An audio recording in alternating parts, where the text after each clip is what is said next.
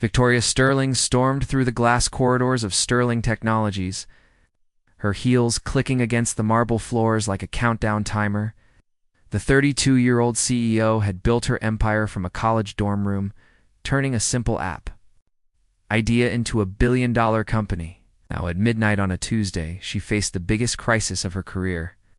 "Harrison, tell me you found someone," she called to her CFO, who sat surrounded by scattered papers and empty coffee cups in the boardroom. Harrison. Vale looked up with exhausted eyes. "I've called every translation service in the city.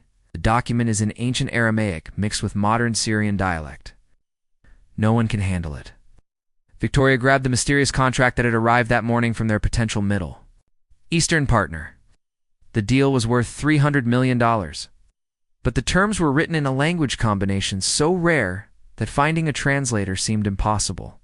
The deadline for their response was 8 hours away. "This cannot be happening," Victoria muttered, running her fingers through her blonde hair. "We've worked 2 years on this partnership." The unexpected voices. Victoria paced the boardroom. A soft voice spoke from the doorway. "Excuse me, Miss Sterling. I couldn't help overhearing." Both executives turned to see Grace Chen, the night shift secretary, standing hesitantly at the entrance. At 28, Grace had worked quietly in the building for 3 years, arriving after most employees had gone home and leaving before the morning rush. She wore simple clothes and kept her long black hair pulled back in a practical bun. "Grace, what are you doing here so late?" Victoria asked, surprised to see the usually invisible employee. "I was organizing files when I heard the commotion." "That document you're holding? I can read it." Harrison laughed nervously. "Grace, this isn't customer service. This is ancient Aramaic." Grace stepped forward with quiet confidence. "My grandmother was from Aleppo. She taught me the old dialects before she passed." "Linguistics at university?" Victoria felt her heartbeat quicken. "You're saying you can translate this entire contract?" "I can do more than translate it. I can explain the cultural nuances that might affect your negotiations." The test. Victoria exchanged glances with Harrison, then handed Grace the thick document. "If you're serious, prove it. Read the first paragraph aloud." Grace accepted the papers with steady hands and began reading in fluent Aramaic, her voice carrying the musical tones of the ancient language. Then she translated, "This agreement represents the joining of 2 houses in commerce, bound by the traditions of honor that have guided our families for generations. The partnership shall be sealed not merely with signatures, but with the understanding that both parties commit their reputations to this union." Victoria's eyes widened. She had expected simple business language, not the poetic formality Grace had just revealed. "There's more," Grace continued.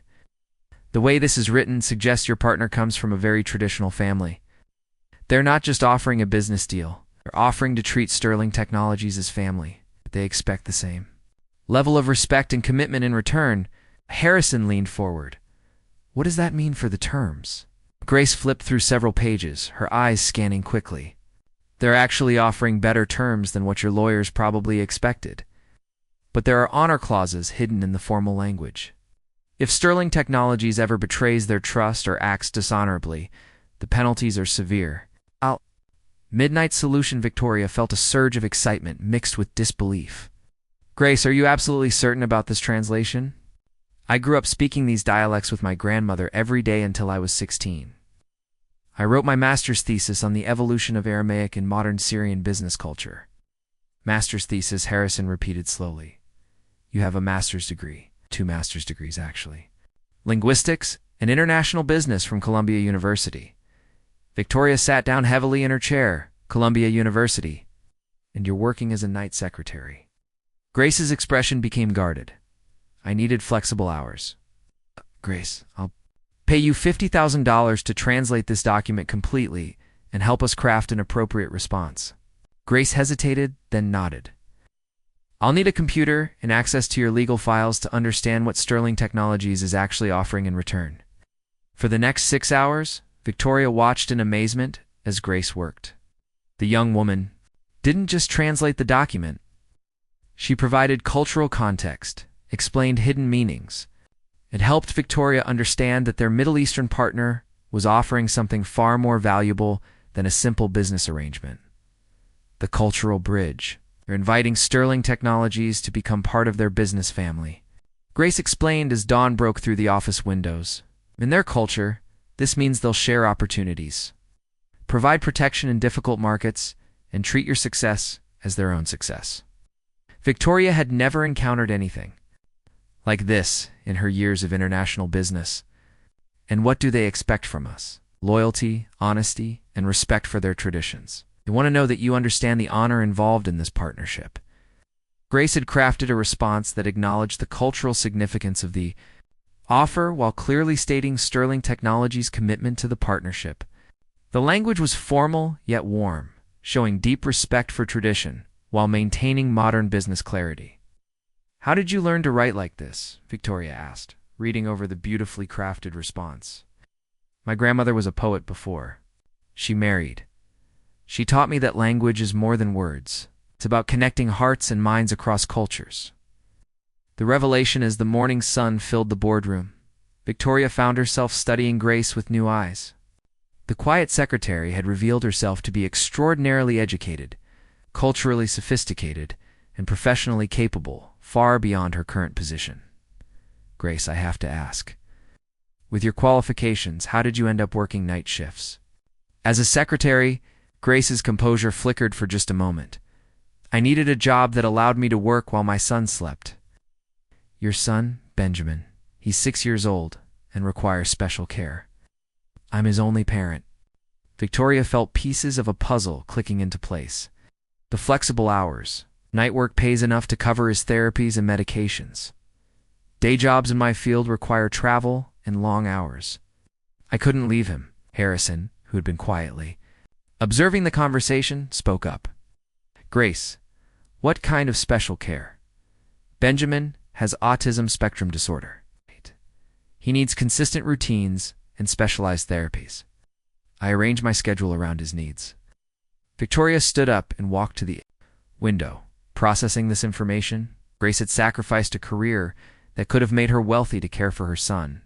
She worked invisible hours at a job far below her qualifications, all to maintain the stability her child needed. The proposal, Grace. "I want to offer you a position as Senior Cultural Liaison for International Partnerships. Starting salary is $150,000 annually, with flexible hours and full health benefits." Grace stared at Victoria in shock. "Miss Sterling, you don't understand my situation. I understand that you just saved a $300 million deal with skills I didn't even know existed in my company. I understand that you're brilliant, dedicated, and exactly what Sterling Technologies needs. But Benjamin will work. Around Benjamin's schedule, we'll provide the support you need, Grace. I've been searching for someone who can help us navigate international partnerships with the cultural sensitivity they require. I had no idea that person was already working in my building." Grace sat quietly for a long moment, processing the offer. "You would really accommodate my son's needs. More than accommodate. We'll make sure Sterling Technologies becomes the kind of workplace that supports employees like you. Parents with children who need extra care deserve companies that recognize their value." Harrison nodded enthusiastically. "Grace, what you did tonight was extraordinary. Victoria's right. We need you." The new beginning Grace looked down at the translated documents, then back at Victoria. "I accept your offer, but I want to meet with your Human Resources Department to discuss specific accommodations for Benjamin. Of course, Harrison will set that up today." As the three of them prepared to leave the office, Victoria realized that this night had changed everything. She had found not just a solution to her immediate crisis, but a person whose talents could transform how Sterling Technologies approached international business.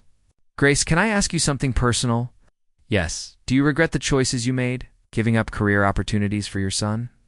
Grace smiled, and for the first time, Victoria saw warmth replace the careful distance Grace usually maintained. "I regret nothing about choosing Benjamin, but I'm grateful for the chance to use my skills again, while still being the mother he needs." Victoria felt something shift in her chest, a respect and admiration that went deeper than professional appreciation. Grace Chen had revealed herself to be extraordinary. Victoria found herself curious about the woman behind the quiet professional facade. The morning security guard arriving for his shift found the three of them standing together in the boardroom, surrounded by papers and coffee cups, looking like they had just discovered something important. In many ways, they had. They had discovered that sometimes the most valuable people are hidden in plain sight, waiting for someone to see their true potential. As Grace gathered her things to go home to her son, Victoria made a mental note to learn more about the remarkable woman who had just changed her company's future. Something told her that this was only the beginning of Grace Chen's impact on Sterling Technologies, and perhaps on Victoria's life as well. 3 weeks had passed since Grace Chen's dramatic translation saved Sterling Technologies' biggest deal. Victoria Sterling found herself arriving at the office earlier each day, curious to catch glimpses of Grace settling into her new role as senior cultural liaison. The transformation was remarkable. Grace had traded her simple secretary clothes for professional attire, though she maintained her understated elegance. Victoria knocked on Grace's new office door, a spacious room with windows overlooking the city. "How are you settling in?" Grace looked up from a stack of international contracts, her desk organized with the precision of someone accustomed to managing complex responsibilities. "Better than I expected. The Indonesian partnership proposal needs significant cultural adjustments before we present it." "What kind of adjustments?" "Their business culture emphasizes relationship building over quick profits. Our current proposal reads like we're only interested in their money. I'm rewriting it to show long-term commitment to mutual growth." Victoria sat across from Grace's desk, impressed by her insight. "Have you always been this good at reading between cultural lines?" Grace paused, her pen hovering over the document. "My childhood was spent translating between different worlds. It teaches you to see what people really mean behind what they say." The school crisis. The following Monday, Victoria was reviewing quarterly reports when her assistant buzzed in. "Miss Sterling, there's an urgent call for Grace Chen. Something about her son's school." Victoria found Grace in the hallway, phone pressed to her ear, her face pale with worry. "I understand, but I can't leave work right now," Grace was saying. "Isn't there someone else who can handle this?" Victoria approached quietly, concerned by Grace's distressed expression. "No, I understand Benjamin needs me. I'll be there in 30 minutes. Grace ended the call and leaned against the wall, looking defeated. "Grace, what's wrong?"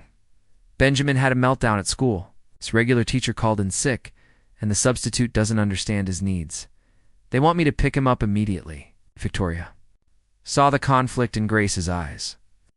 She was torn between her professional responsibilities and her son's crisis. "Go, take care of Benjamin. But the Indonesian proposal is due tomorrow, and I'm supposed to meet with the legal team this afternoon. Grace, your son needs you. Everything else can wait." Grace gathered her things reluctantly. "I'm sorry, Victoria. I know this isn't professional. This is exactly professional. A good company supports its employees' family responsibilities. Go." The unexpected visit 2 hours later, Victoria made a decision that surprised even herself. She drove to Benjamin's school, a specialized facility for children with developmental needs. She found Grace in the principal's office, holding a small boy with dark hair and intense, intelligent eyes. "Victoria?" Grace stood up in surprise. "What are you doing here? I brought the Indonesian files. Thought we could work on them together while Benjamin settles down." The little boy looked at Victoria with curious eyes. "Hey, Benjamin, this is Miss Sterling from Mommy's work." "Hello, Benjamin. I've heard wonderful things about you." Benjamin studied Victoria carefully before speaking. "Are you the boss lady who gave Mommy the important job?" "I suppose I am." "Good, Mommy is very smart. She speaks languages that sound like music." Victoria smiled, charmed by his directness. "She certainly does." Grace looked embarrassed. "Benjamin, Miss Sterling is very busy.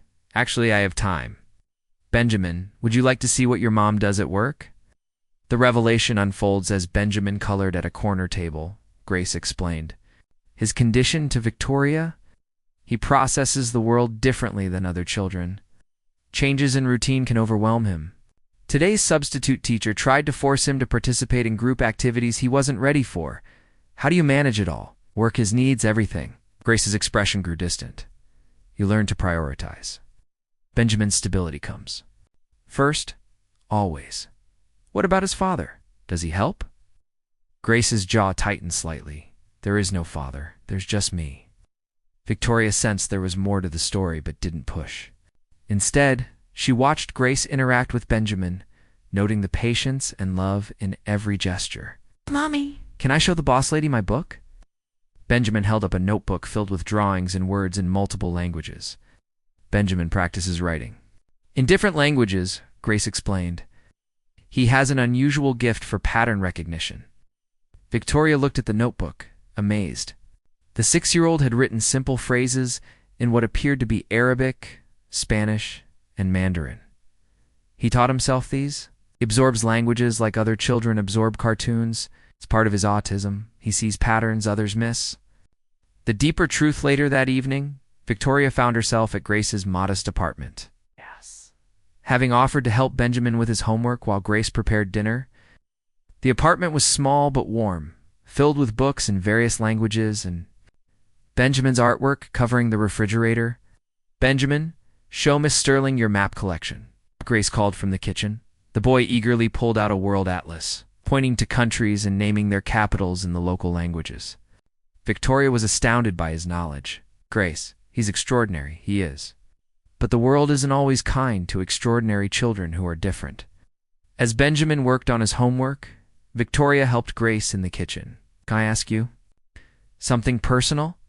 Grace nodded while stirring a pot of soup.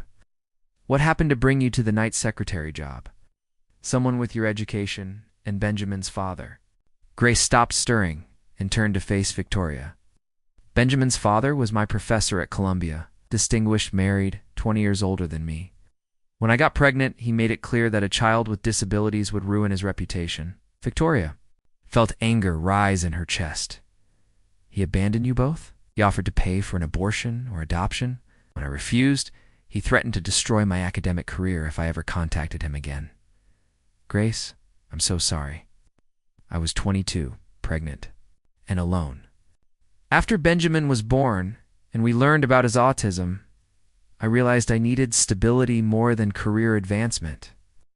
The night secretary job provided steady income and health insurance without the travel demands of my field." Victoria understood. Now why Grace had been so cautious about accepting help. She had been betrayed by someone who should have supported her. The protective mother mommy. "I finished my homework. Can Miss Sterling see my language project?"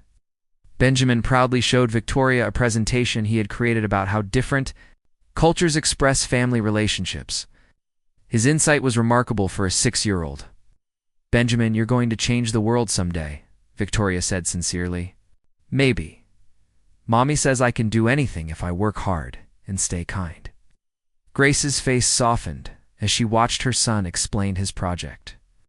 Victoria realized that Grace had not just sacrificed her career for Benjamin. She had created a life philosophy, centered on nurturing his unique gifts while protecting him from a world that might not understand him. "Grace, what are your dreams for Benjamin's future?" "I want him to know he's valued for who he is, not despite who he is. I want him to use his gifts to help others. I want him to never doubt that he's loved completely." Victoria felt something shift inside her chest.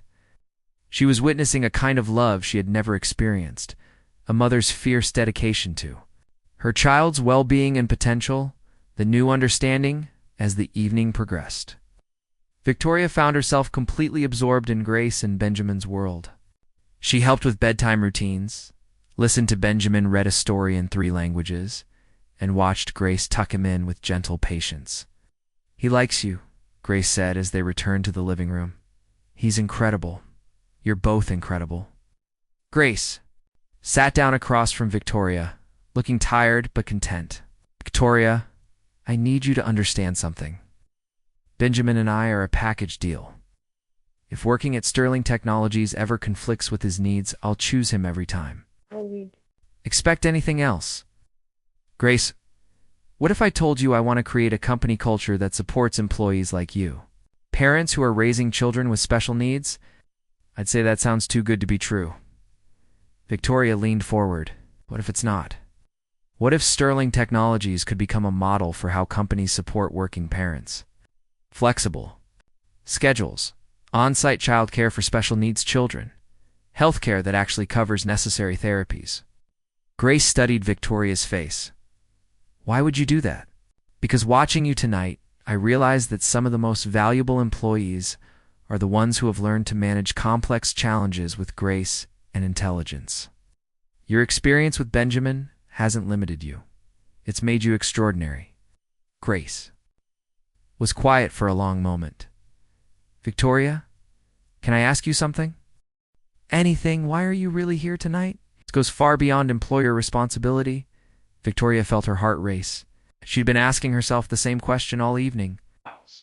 Because I've never met anyone like you. Because watching you with Benjamin tonight, I realized there are different kinds of strength, and yours is the most impressive I've ever seen. Grace met her eyes directly. Victoria, I can't afford to misinterpret what you're saying. You're not misinterpreting anything.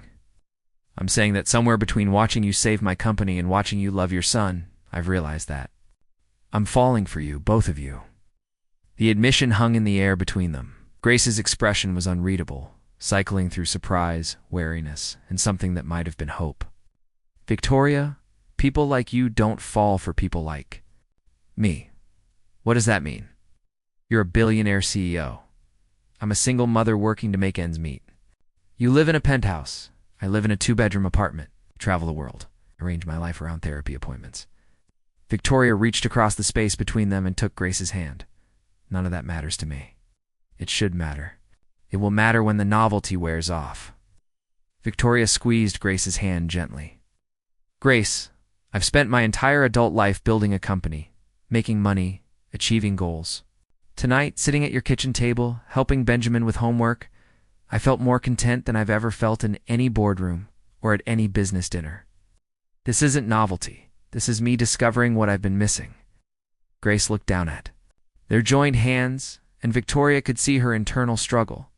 Victoria, I can't risk Benjamin's stability for a relationship that might not work. I'm not asking you to risk anything. I'm asking you to let me prove that I'm serious about this. About both of you. Grace was quiet for several minutes, processing Victoria's words. Finally, she looked up. If we try this, Benjamin comes first. Always. I wouldn't want it any other way. As Victoria prepared to leave that night, Benjamin appeared in the hallway in his pajamas. Miss Sterling, are you going to be my mommy's friend? Victoria knelt down to his level. Would you like that? Mommy doesn't have enough friends. And you seem nice. Victoria felt her eyes well up with unexpected emotion.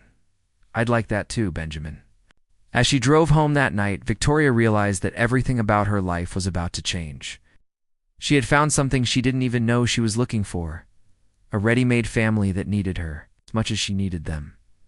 6 months after, Grace Chen joined Sterling Technologies as Senior Cultural Liaison.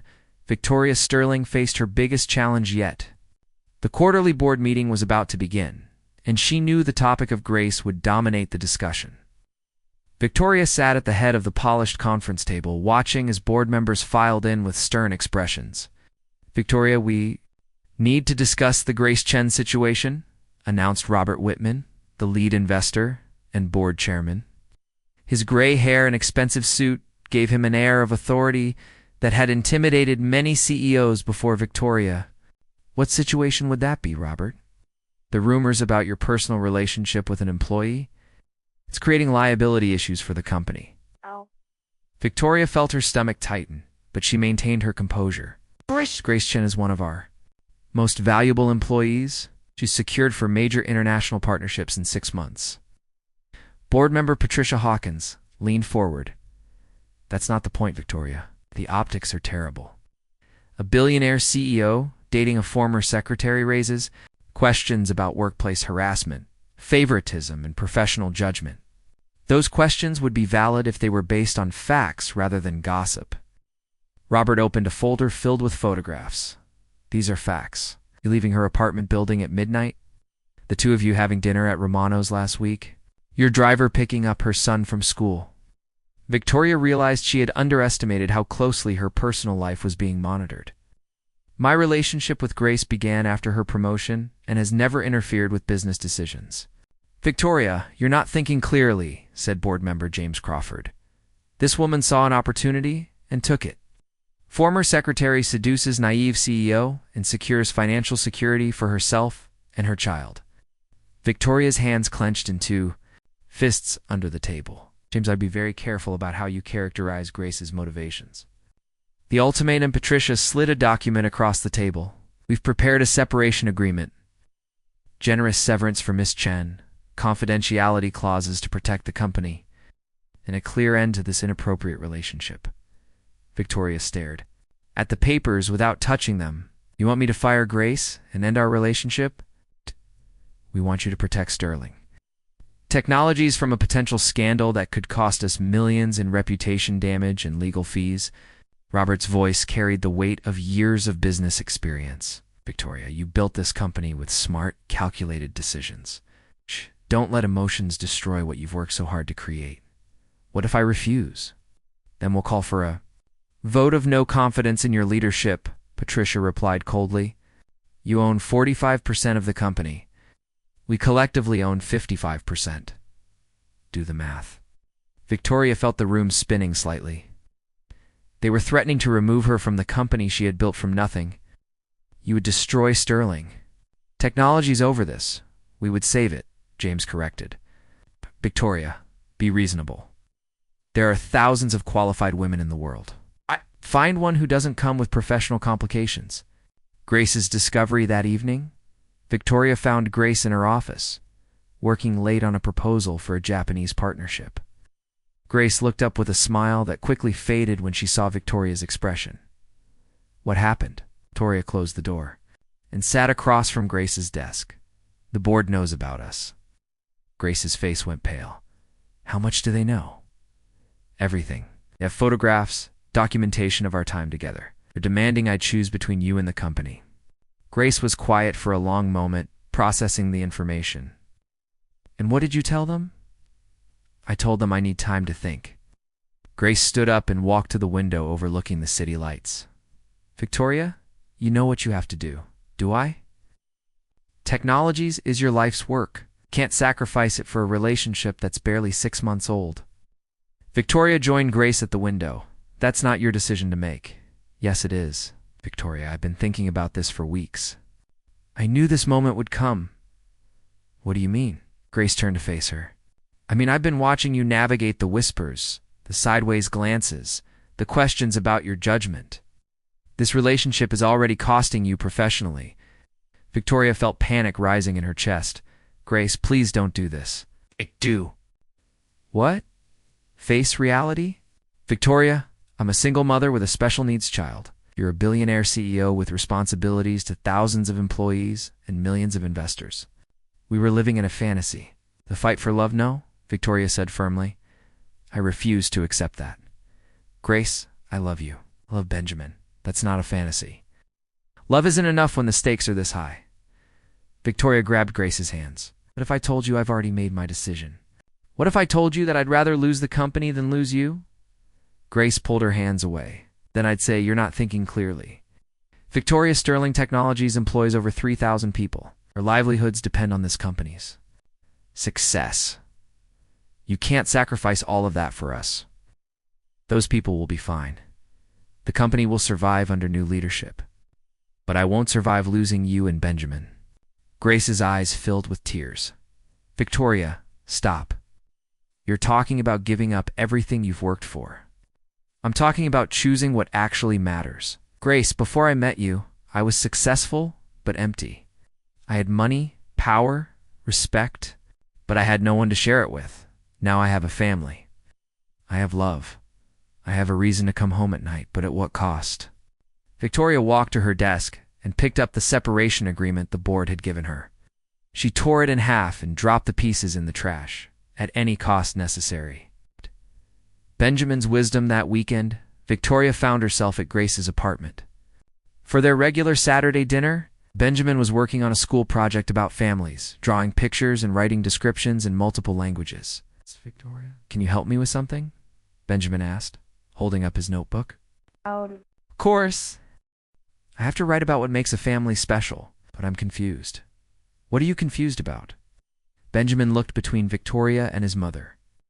Tommy at school says families have to look the same and live in the same house. But we don't. Look the same, and you don't live here. Are we still a family? Victoria felt her heart squeeze. Benjamin, what do you think makes a family? I think it's people who love each other and take care of each other. You love me and Mommy, and you take care of us. So I think we're a family, even if we're different. Grace wiped tears from her eyes as she listened to her son's innocent wisdom. You're absolutely right, Benjamin. Love is what makes a family, not how people look or where they live. Good, then I'll draw us as a family in my project. After Benjamin went to bed, Grace and Victoria sat on the couch, both thinking about the child's simple but profound observation. He sees it so clearly, Grace said softly. Children often do. Grace, I've made my decision about the board's ultimatum. Victoria, please don't. I'm going to fight for us. I'm going to fight for this family that Benjamin says we are.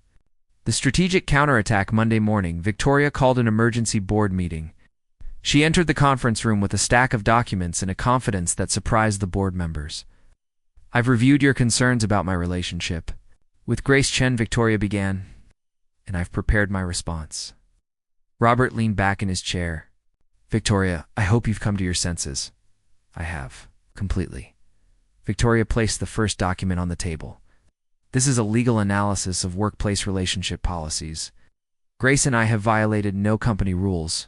A relationship began. After her promotion, involves no direct reporting structure and has actually benefited the company financially. Patricia frowned. The optics are still problematic. Victoria placed another document on the table. This is a summary of Grace's contributions to Sterling Technologies. For major international partnerships worth a combined $800 million. Client satisfaction ratings that exceed any previous cultural liaison by 40%. She's not a liability. She's our most valuable asset. That doesn't address the personal relationship, James argued. Victoria smiled. Actually, it does. This final document is a proposal for a new corporate structure. I'm establishing Sterling Technologies as a certified B Corporation, legally committed to balancing profit with social responsibility. The board members exchanged confused glances. What does that have to do with anything? Robert asked. Everything. As a B Corporation, Sterling Technologies will be recognized for supporting employee well-being, family-friendly policies, and workplace diversity. My relationship with Grace, a single mother raising a special needs child, becomes a positive example of our corporate values rather than a scandal. Victoria had spent the weekend researching and preparing. She had found a way to turn the board's concerns into a strategic advantage. The final stand, furthermore, Victoria continued. I've secured commitments from 3 major investors who specifically want to support our new B Corporation model. Their combined investment of $200 million more than offsets any concerns about reputation damage. Robert's expression had shifted from confidence to concern. Victoria, you can't restructure the entire company to protect a personal relationship. I'm not restructuring to protect a relationship. I'm restructuring to build a better company. Grace's situation highlighted gaps in our employee support systems. Now we're fixing those gaps and attracting investors who value corporate responsibility. Patricia leaned forward. And if we still call for a vote of no confidence, Victoria placed one final document on the table. Then you'll be voting against a CEO who just secured $200 million in new investment and positions Sterling Technologies as a leader in corporate social responsibility. I'd be curious to see how you explain that to our shareholders. The room fell silent as board members realized Victoria had outmaneuvered them completely. James cleared his throat. Victoria, this is quite a comprehensive response. I learned from the best. Grace taught me that complex problems require creative solutions that address root causes, not just symptoms. Robert studied the documents. These new investors, they're legitimate? They're more than legitimate. They're enthusiastic. Turns out there's significant market demand for companies that prioritize employee well-being alongside profitability. The new beginning, 3 months later, Sterling Technologies officially became a certified B Corporation. Company implemented new policies supporting working parents, flexible schedules, and comprehensive healthcare coverage for employees with special needs children. Victoria stood in her office, watching Grace conduct a video conference with partners in 3 different countries, seamlessly switching between languages and cultural contexts. Benjamin sat at a small desk in the corner, working on homework. While his mother worked, the arrangement would have been impossible under the old Sterling technologies. Under the new structure, it was a celebrated example of work-life integration. I finished my math, Benjamin announced as Grace ended her call. Perfect timing. Victoria, do you have a few minutes to review Benjamin's work? He's been practicing business math. Victoria joined them at the small desk, looking over Benjamin's notebook, filled with calculations about international currency exchange rates. Benjamin, this is incredible. You calculated the profit margins for our Indonesian partnership, Grace taught me. She said, understanding money helps you understand how businesses work together. Victoria looked at Grace with amazement. You're teaching him business principles? He absorbs everything. I figure if he's going to be here sometimes, he might. As well, learn something useful. The proposal that evening. Victoria took Grace and Benjamin to dinner at the same restaurant where Grace had first been insulted months earlier. The same waiter who had been dismissive now greeted them warmly, having read about Victoria and Grace's relationship in the business press. After dinner, as they walked through the city park, Victoria stopped at a fountain lit by soft golden lights. Grace, Benjamin, I have something important to ask you both. Benjamin looked up with curious eyes, while Grace appeared nervous. Victoria knelt down to Benjamin's level first. Benjamin, how would you feel if I officially became part of your family? You mean like adoption? Something like that? I want to marry your mother and become your stepmother, if you'll have me. Benjamin's face lit up with joy. Really? You'd be my mom too? I'd be honored to be your mom too. Benjamin threw his arms around Victoria's neck. Yes. I want you to be my family forever. Victoria stood and turned to Grace, who had tears streaming down her face. Grace Chen, you and Benjamin have taught me that the most valuable things in life can't be measured in profit margins or stock prices. You've taught me that love, family, and supporting each other through challenges are what make life meaningful. Victoria pulled out a ring box. Will you marry me? Will you let me love you and Benjamin for the rest of my life? Grace looked at the ring, then at Victoria, then at Benjamin, who was bouncing with excitement. Victoria, are you sure? Really sure? This isn't just about the romance of the moment. Grace, I've never been more certain of anything. I want to build a life. With you, I want to help Benjamin grow up knowing he's loved and supported. I want to create a family based on the love and strength you've already shown me. Grace took a deep breath. Yes, I'll marry you.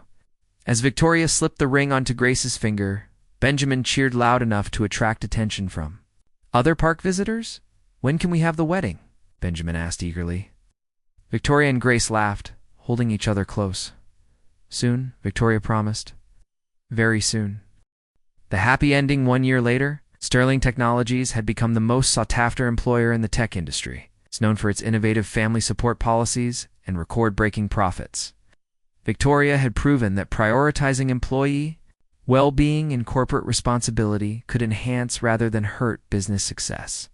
Grace had been promoted to Vice President of International Relations, leading a team of cultural liaisons who helped companies navigate global partnerships with sensitivity and expertise. Benjamin, now 8, spent afternoons at Sterling Technologies. New on-site learning center designed specifically for children with special needs. He had become the unofficial company mascot, charming employees with his multilingual skills and enthusiasm for learning.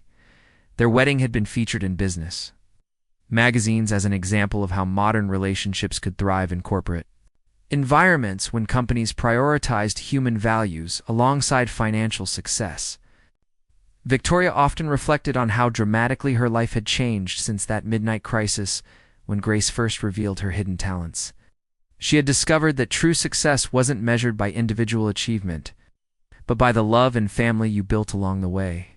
Grace had found something she thought was impossible, a partner who truly valued her for who she was, supported her son unconditionally, and created opportunities for them to thrive together. And Benjamin had gained not just a stepmother, but a champion who ensured he would grow up in a world that celebrated his unique gifts rather than seeing them as limitations. The three of them had created something beautiful together, a family built on love, respect, and the understanding that the most valuable treasures in life are the people who stand by you through every challenge and celebration. As Victoria often told interviewers who asked about her unconventional love story, sometimes the most important business decision you can make is choosing love over fear. Grace and Benjamin didn't just change my personal life. They changed my understanding of what it means to build something truly valuable. Their story had become an inspiration to others, proving that love could indeed transcend social boundaries.